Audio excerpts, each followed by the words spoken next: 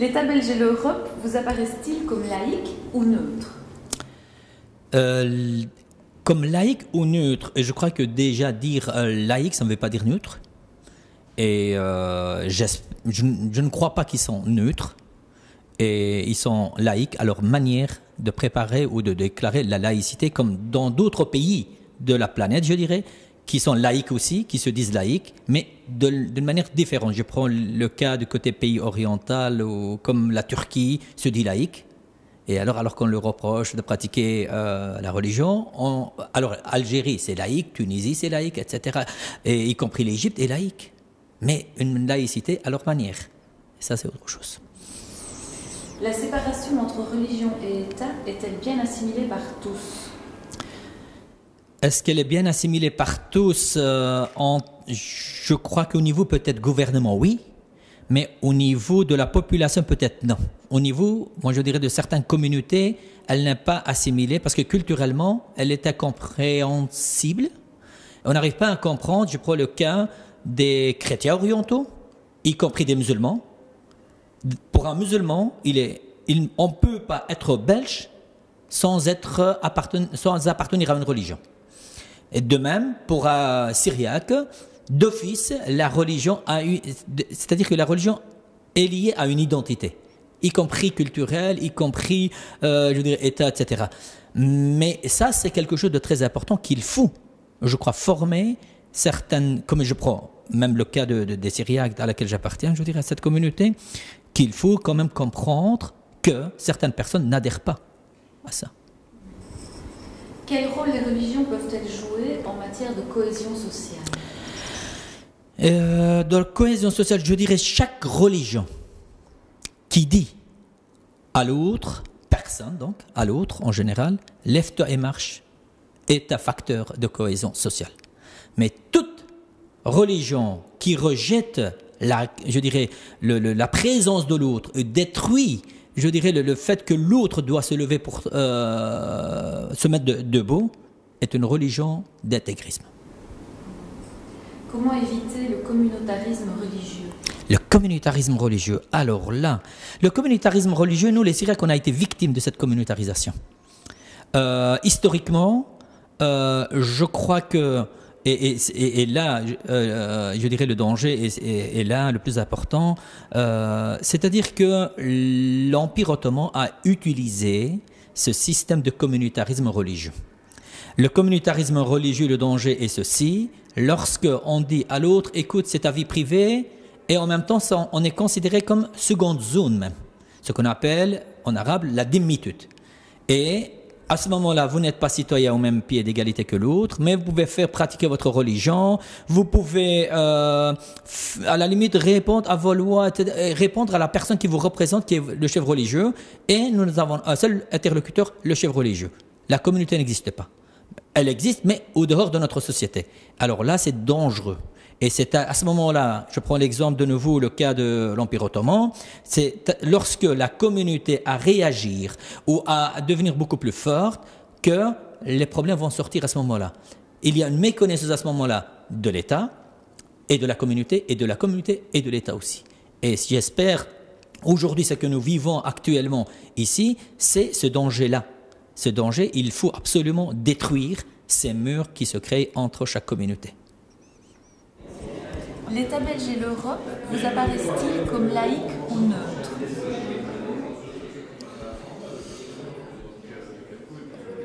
La Belgique a d'abord un fonctionnement neutre par rapport à ses communautés.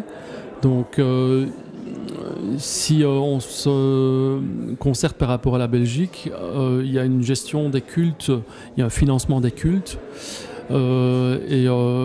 L'espace l'espace public en tout cas se veut neutre, tout en respectant sans doute les convictions de chacun, sachant qu'une conviction peut être athée ou plutôt religieuse. Il est important de garder un espace qui respecte tout un chacun et la liberté d'opinion et la liberté d'exister en tant que citoyen. Voilà, donc sur le plan européen, il y a des différences, en tout cas selon les régions, selon les pays. La laïcité de la France n'est pas la laïcité de la Belgique. Donc la question de la citoyenneté reste ouverte. Il faut encore travailler dessus. La séparation entre religion... Oui. La séparation entre religion et État était bien assimilée par tous. Peut-on remettre ce principe en question? On ne peut pas remettre le principe en question parce que le fonctionnement de l'État est un fonctionnement qui est institutionnel et qui reste neutre par rapport à la religion. Donc, mais alors il faut que ce soit dans les deux sens. Autrement dit, que le monde politique ne prenne pas le pas sur les communautés religieuses, et l'inverse aussi, que les communautés religieuses ne prennent pas le pas sur le monde politique. Maintenant, ça n'empêche pas qu'il doit y avoir de la transparence, qu'il doit y avoir des acteurs qui ont le sens de la responsabilité et de l'importance de leur rôle auprès de leurs communautés respectives. Donc on ne peut pas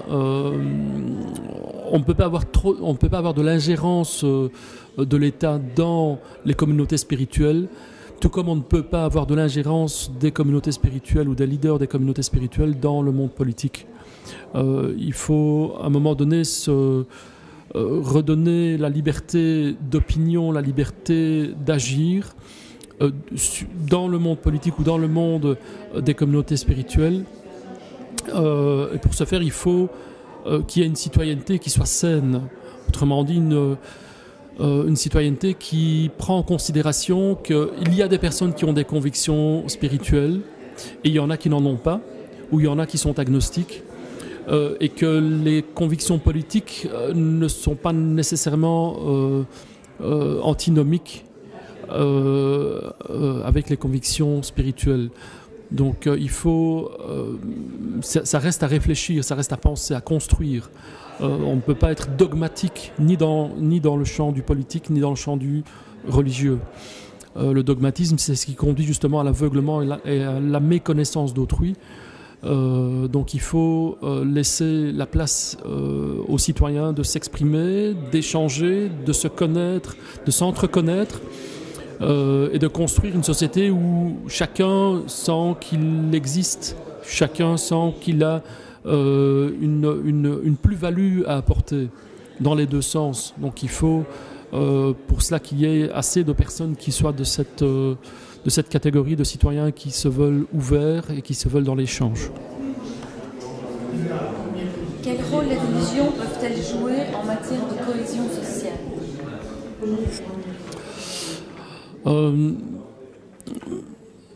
Plutôt que de parler de religion, je parlerai plutôt de communautés spirituelles qui ont leurs religions respectives, et elles ont un rôle extrêmement important sur le plan de la cohésion sociale, parce que leurs valeurs intrinsèques les appellent justement à plus de solidarité, à plus d'échanges, aux dons, à la transparence, à la volonté de construire un monde meilleur.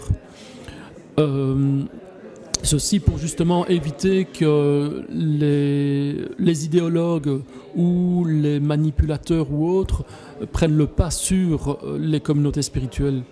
Je pense qu'il y a assez de citoyens qui sont engagés, qui veulent un monde meilleur dans l'harmonie.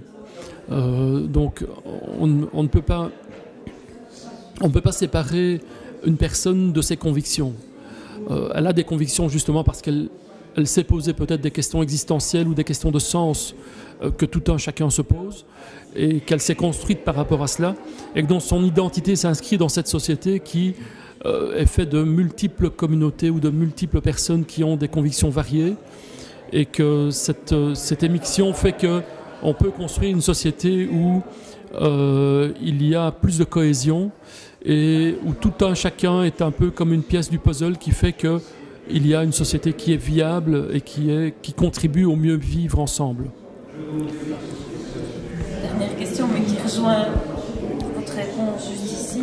Comment éviter le communautarisme religieux ? Alors, le communautarisme religieux est un phénomène qui qui est en fait le propre de toute communauté, qu'elle soit religieuse ou philosophique. Le communautarisme est toujours dommageable par rapport à la société, parce que c'est signe d'enfermement, de rejet de l'autre. Le communautarisme ne permet pas de se construire par rapport à l'autre. Donc, alors que toutes les convictions spirituelles appellent à l'échange avec l'autre, puisqu'ils se considèrent comme étant dans une grande famille humaine, et que donc, plutôt que de regarder les idées ou les apparences, on va plutôt se tourner vers la nature humaine de la personne, et qu'intrinsèquement, elle a des droits, elle a des valeurs, elle a une sensibilité qui est la mienne, et qui donc doit m'amener à une fraternité sociale, à une fraternité humaine qui dépasse les intérêts idéologiques ou politiques ou économiques. Donc l'apport, la plus-value des communautés spirituelles est immense en réalité pour qui veut bien se donner la peine d'en connaître les valeurs et les registres qui le construisent. L'État belge et l'Europe vous apparaissent-ils comme laïques ou neutres? Oui, alors, excellente question. Donc, l'Europe laïque, ça je ne pense pas vraiment, malheureusement je dirais moi en tant que laïque. Et la Belgique, pas vraiment non plus, même si on peut considérer qu'il y a eu des progrès depuis quand même une trentaine d'années, je vais dire.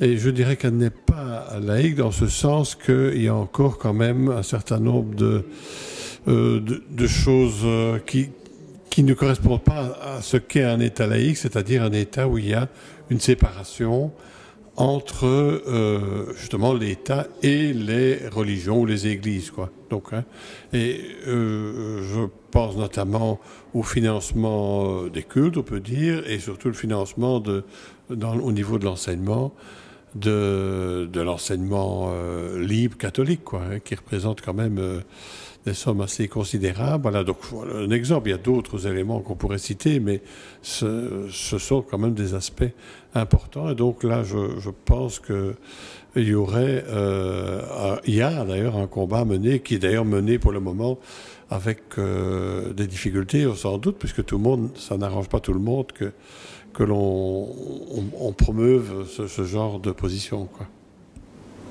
La séparation entre religion et État est-elle bien assimilée par tous? Peut-on remettre ce principe en question?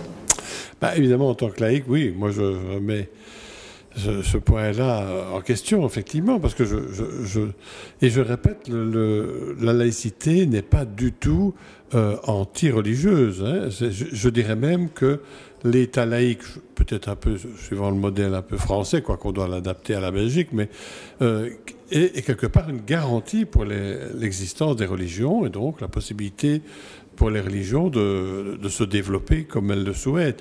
Mais ceci avec quand même des principes importants, comme par exemple le fait que les lois de l'État, ou la Constitution, je dirais, sont au-dessus des normes que les églises souhaitent très souvent imposer à l'ensemble de la population.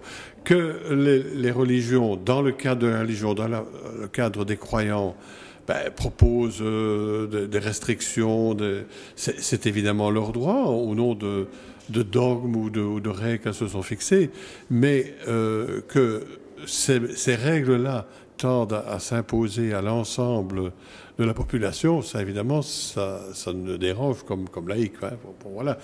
Heureusement, je dirais, dans notre pays, il y a eu quand même une majorité de parlementaires qui a permis d'avancer grandement, notamment la dépénalisation de l'avortement, la loi sur l'euthanasie, le mariage gay, que sais-je encore. Donc il y a eu quand même de grands progrès à ce niveau-là, et donc nous pouvons nous en réjouir. Hein. Mais soyons quand même attentifs au fait que il y a toujours une remise en question et que pas mal de représentants religieux tentent toujours un petit peu à rogner sur ce qui a été acquis à un moment donné. Rien n'est jamais totalement acquis dans la société. Voilà. Mais maintenant, que les religions s'expriment, c'est leur droit.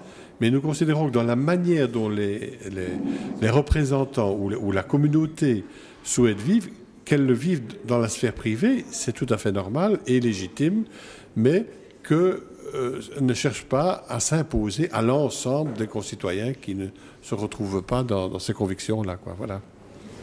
Quel rôle les religions peuvent-elles jouer en matière de cohésion sociale?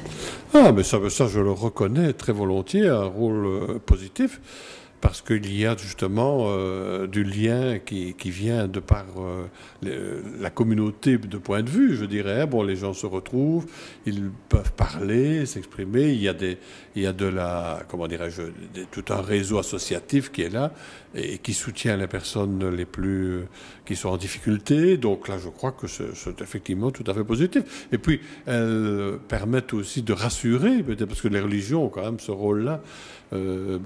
Chacun a ses convictions, mais je veux dire que quand on a des inquiétudes par rapport à sa propre vie ou bien sur ce qui arrivera lorsque nous mourrons, ben voilà, je comprends que les religions sont là et qu'elles peuvent rassurer les personnes. Donc là, à ce point de vue-là, bon, moi, je ne critique pas du tout ça. Voilà, mais je pense qu'on peut aussi vivre sans que, et c'est bien là toute la communauté laïque, je dis, se retrouve là, c'est qu'on peut aussi vivre aussi sans une croyance aussi déterminée. Et donc, la laïcité va défendre aussi les personnes qui sont laïques, agnostiques, voire même plus spiritualistes, mais qui ne se reconnaissent pas spécifiquement dans une religion, quoi. Voilà. Comment éviter le communautarisme religieux? Évidemment, moi je suis un ancien enseignant, hein. Bon, donc je pense que l'école a un rôle absolument fondamental à jouer, justement pour brasser l'ensemble des élèves. Et je pense à ce niveau-là, et c'est une des revendications du monde laïque, que nous souhaiterions que l'on revoie vraiment le pacte scolaire et qu'on aille vers un réseau public unique qui serait celui qui, de notre point de vue, permettrait justement d'assurer ce brassage. Il faut aussi revoir évidemment la manière dont on organise l'enseignement, parce que les filières telles qu'elles sont pour le moment créent de la relégation et souvent des populations les plus défavorisées. Donc ça, il y a quelque chose aussi là qu'il faut absolument revoir, il faut changer le système. Mais justement, la fusion des réseaux pourrait peut-être permettre de retrouver des marges budgétaires pour, par exemple, aider davantage les élèves qui sont en difficulté. Il faut savoir que dans certaines classes, pour le moment, c'est assez difficile de donner cours. Je pense, par exemple, que s'il y avait un duo, s'il y avait dans certaines, je ne dis pas dans toutes les classes, mais dans certaines classes, s'il y avait des duos de professeurs, ça arrangerait énormément, ça apaiserait beaucoup les classes et ça permettrait de faire progresser les élèves qui ont des difficultés. Pour le moment, ce qui se passe, c'est qu'il y a une sélection et les élèves sont largués et puis bon, voilà, se retrouvent en relégation. Et malheureusement, ça touche les populations souvent les plus défavorisées. Donc là, ce serait un excellent moyen de lutter contre le communautarisme. Il y en a d'autres, bien entendu. Hein. Je pense, par exemple, que l'actuel parcours d'intégration, hein, qui a mûri, il y avait une certaine hostilité. Moi, je pense que, par exemple, pour les migrants qui arrivent, je pense que le fait de comprendre un peu comment on vit en Belgique, quelles sont les valeurs que nous défendons, quelles sont les lois. Rappeler, de notre point de vue, toujours que les lois de l'État priment sur les convictions religieuses et que donc il y a un certain devoir de réserve lorsque l'on est dans une administration, enfin, ou quand on veut trouver du travail, etc. Là, je pense que ça participe, et la langue, bien entendu, l'apprentissage de la langue, pour tout le monde. Hein, parce qu'on pourrait évoquer le fait que malheureusement, certains migrants viennent avec des conceptions comment dire, où la femme a un rôle plus en retrait, et donc risque, si on n'a pas ces mesures-là de cours pour tout le monde, de se retrouver de nouveau isolés et donc ne vont pas s'intégrer. Donc, je pense. Alors, on pourrait parler évidemment d'éviter les ghettoisations, hein, de lutter au niveau urbanistique, et c'est favoriser de nouveau la diversité culturelle. Mais bon, enfin, le problème est immense. Je n'ai donné ici que quelques pistes, quoi. Voilà. L'État belge et l'Europe vous apparaissent-ils comme laïques ou neutres? L'État belge, pour moi, est neutre puisqu'il subsidie des cultes, mais il faut penser qu'un État laïque n'est pas neutre non plus. Je me rappelle le père Choufani, qui est le curé de Nazareth, venu parler à Liège et répondant à un étudiant qui regrettait que la Belgique ne soit pas laïque: ne vous faites pas d'illusions, mon ami, la France envoie de l'argent aux chrétiens en Moyen-Orient. Mais moi, je pense qu'un État laïque permet à des minorités de vivre en sécurité. Un État neutre, aussi bien qu'un État laïque, moi, je pense qu'on peut rester un État neutre en respectant tout le monde, sans avoir un principe de laïcité. Je pense que la Belgique permet vraiment à ces minorités de vivre en sécurité, puisque c'est cet État-là qui nous protège en tant que juifs de tous les attentats. La séparation entre religion et État est-elle bien assimilée par tous? Peut-on remettre ce principe en question? Ce n'est pas assimilé par tous, parce qu'il y a des religions qui sont plus dirigistes dans le domaine public que dans le domaine public. Et ça, pour moi, c'est un danger, parce que justement, les minorités sont toujours alors en danger dans un cas pareil. Mais je pense que l'Europe a voulu indiquer qu'elle était d'origine chrétienne, et je crois que ça s'est dilué, que finalement ça n'a pas été pris en compte. Quel rôle les religions peuvent-elles jouer en matière de cohésion sociale? Les religions, comme toute opinion, sont à la fois un facteur d'union et un facteur d'exclusion. Un signe religieux, je l'enseignais toujours à mes élèves, c'est à la fois un signe d'union pour les personnes qui le portent et d'exclusion pour ceux qui ne le portent pas. Il faut donc être conscient de cela et faire attention d'arriver à un dialogue où on n'essaye pas absolument d'expliquer qui on est, mais le facteur de cohésion, c'est, je crois, en travaillant ensemble.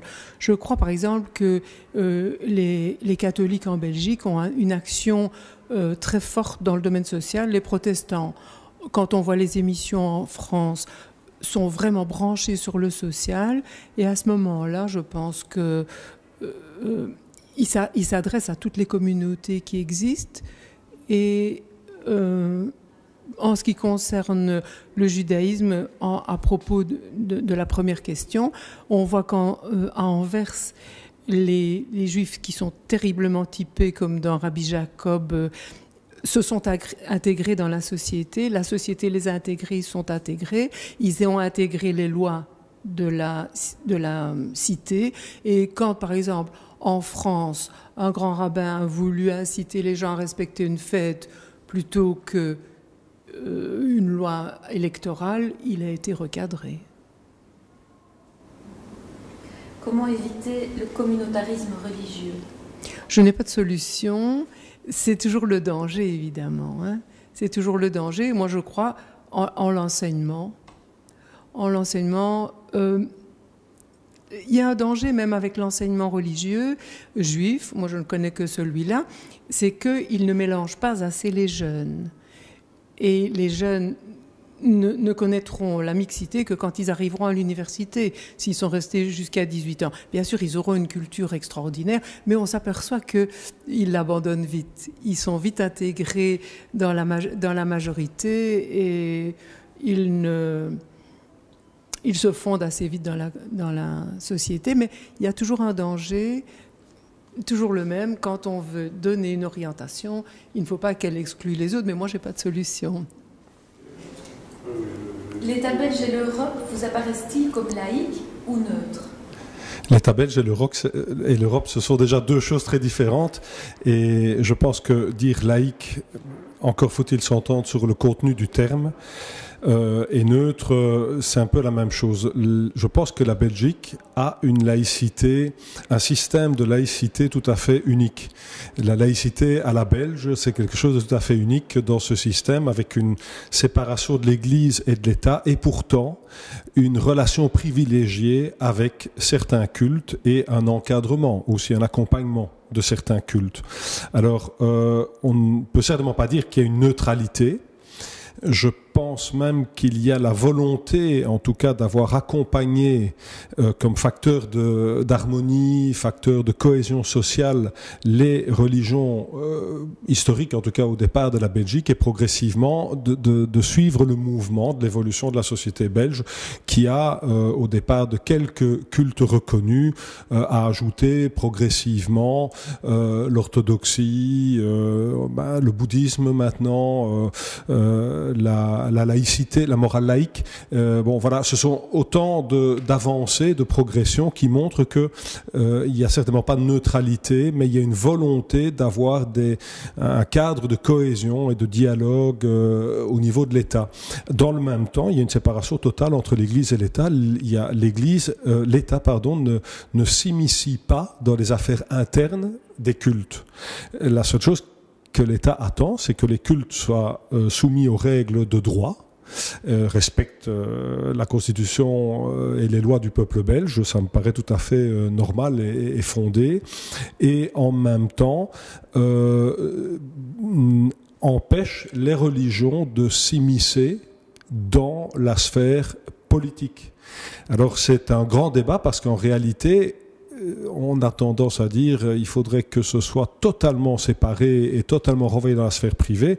Je pense que ça, c'est une erreur d'imaginer qu'on pourrait mettre cette part spirituelle ou religieuse totalement sous le boisseau. D'un autre côté, on n'est plus à l'époque, ou en tout cas, je pense que le système permet d'éviter que nous soyons à l'époque où c'est la religion c'est l'union du sabre et du goupillon en quelque sorte, et que ce soit les religions officielles qui puissent donner les consignes de vote et influer sur la marche d'un parlement, par exemple. Je pense pas qu'on en soit là en Belgique, qu'on en soit encore là en Belgique. La séparation entre religion et État est-elle bien assimilée par tous? Oui, alors là, c'est une bonne question. Je pense manifestement non.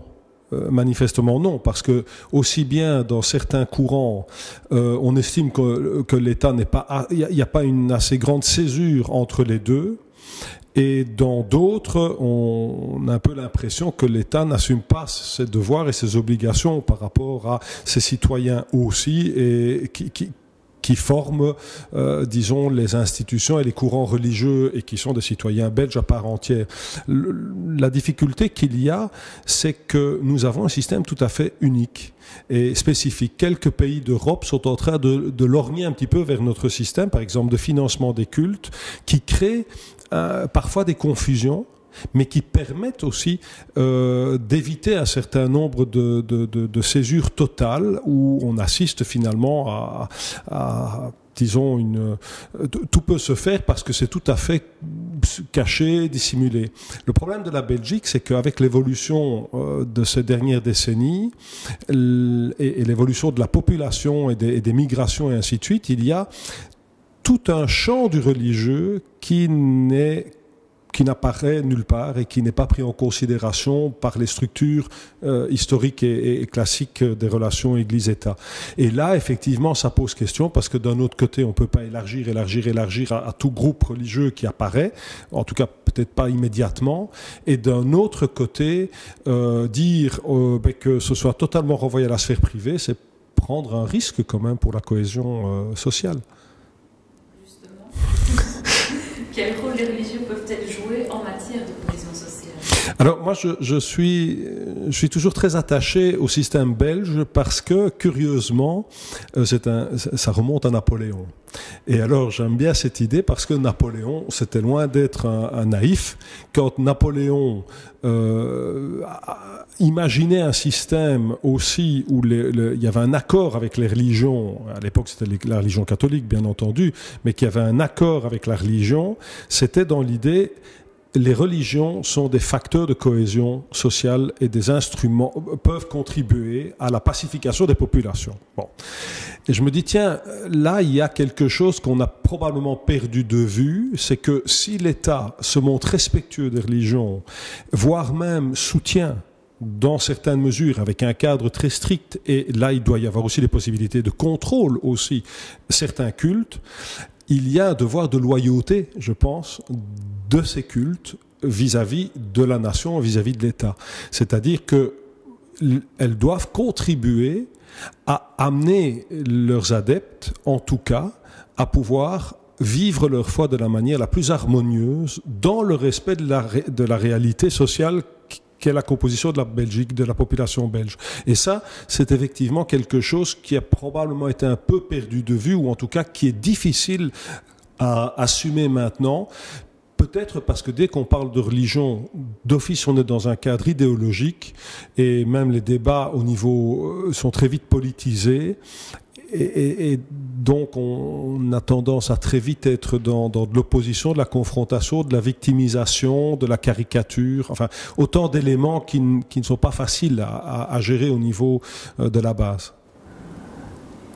Comment éviter le communautarisme religieux ?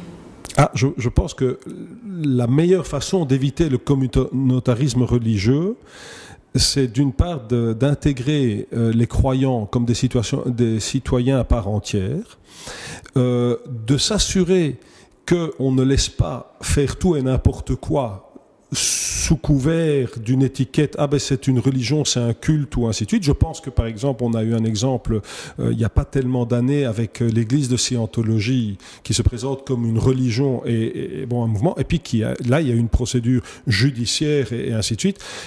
Des questions étaient posées, l'État est intervenu sur des questions de droit, de respect de droit. Donc là, il doit y avoir chacun doit assumer son rôle.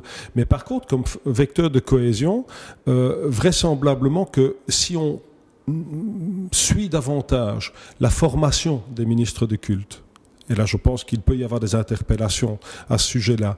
Si on promeut ce qui crée du lien. À Liège, nous avons vécu, malheureusement, suite à des événements tragiques, avec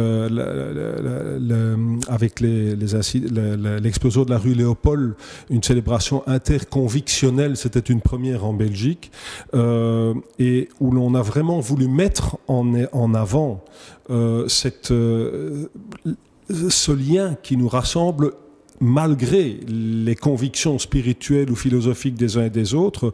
Il y a eu après la tuerie de la place Saint-Lambert où on a eu une deuxième fois cette même chose. Je pense que quand on arrive à sortir des clivages politiques et là, il y a vraiment moyen de renforcer les liens. Maintenant, ça c'est ce qui est médiatique, ça passe comme ça.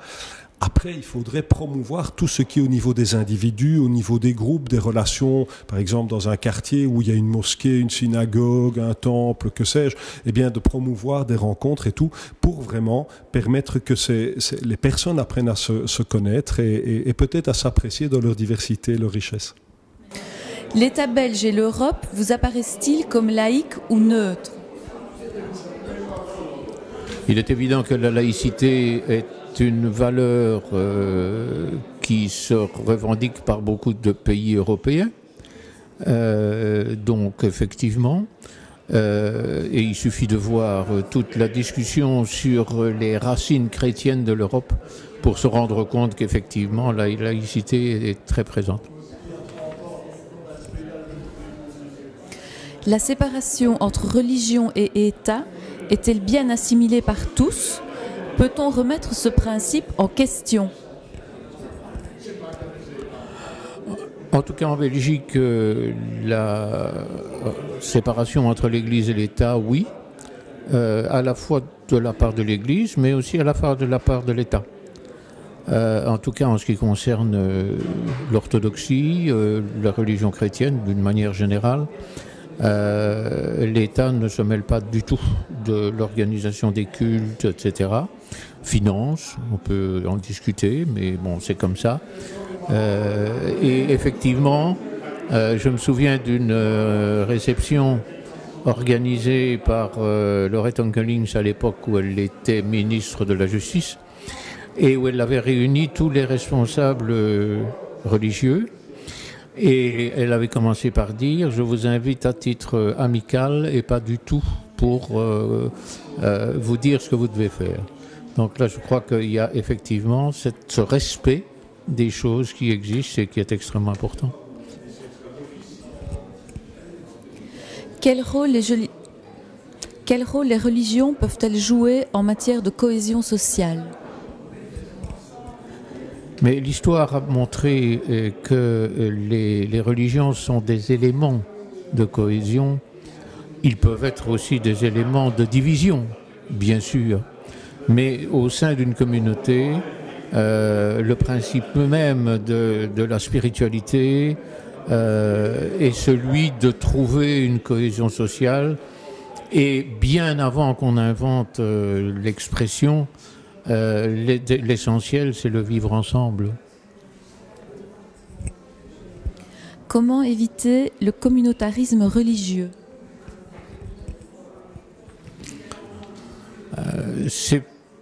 Je dirais que c'est difficile. Et là, peut-être que je peux avoir une réponse effectivement orthodoxe, dans la mesure où l'orthodoxie est organisée en fonction des pays d'origine. Hein, il y a des églises grecques, il y a des églises russes, il y a des églises roumaines, etc. Donc, je dirais à la fois de facto, lorsque les gens vont à l'église, on se retrouve dans une forme de communautarisme, mais qui ne se reproduit pas en dehors du culte et en dehors de l'église. Donc, si on se retrouve simplement, c'est parce qu'on prie ensemble en russe, en roumain, en grec, et qu'on est mieux dans sa langue. Mais au-delà de cet aspect, il n'y a pas de repli sur soi communautariste des communautés orthodoxes.